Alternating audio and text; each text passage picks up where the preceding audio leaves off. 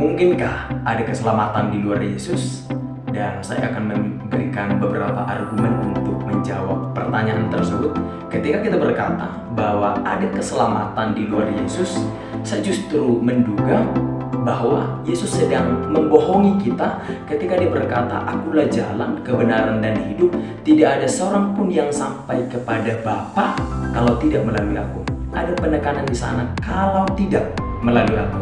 Berarti saya menyimpulkan begini, kalau tidak melalui Yesus berarti tidak ada sampai kepada surga. Kalau tidak melalui Yesus, kita tidak akan pernah menemukan jalan, kebenaran, dan hidup itu. Berarti hanya Yesus, only Jesus, untuk kita mendapat kehidupan yang kekal tersebut. Dan yang kedua yang saya mau jawab adalah, bila ada keselamatan di luar Yesus, berarti Yesus kurang kerjaan. Dia harus datang ke dunia, dia harus mengosongkan dirinya, dia harus merendahkan dirinya di hadapan manusia yang dia ciptakan, di mana dia diludahi, disalibkan, direndahkan. Berarti Yesus sedang kurang kerjaan untuk menyatakan keberadaannya tersebut, untuk menyatakan keselamatan dan penebusan melalui pengorbanannya. Dan saudaraku yang kekasih dalam nama Yesus, bila ada keselamatan di luar Yesus, saya justru menyimpulkan kita sedang merendahkan penyalibannya.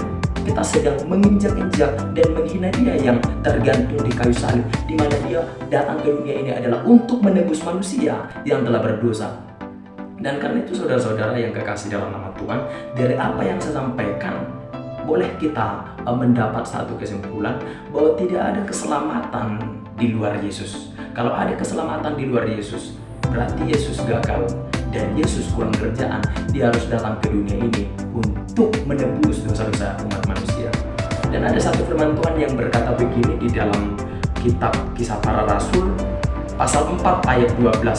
Dan keselamatan tidak ada di dalam siapapun juga selain di dalam Dia yang menunjuk kepada Yesus.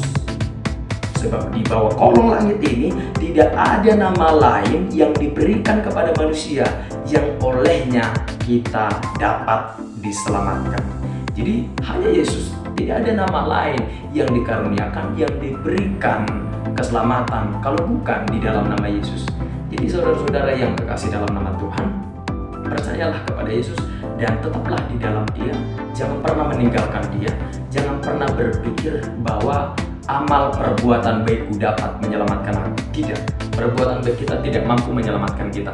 Kalau kita coba menghitung-hitung mana yang lebih mendominasi dalam hidup kita ini, perbuatan buruk atau perbuatan baik secara manusiawi, karena kita ini adalah makhluk yang lemah, yang condong kepada dosa, maka kita akan sepakat berkata bahwa perlakuan atau cara-cara yang buruk yang justru jauh lebih mendominasi daripada apa yang kita perbuat, yang kita pandang baik. Justru perbuatan-perbuatan buruk yang jauh lebih mendominasi daripada perbuatan baik kita.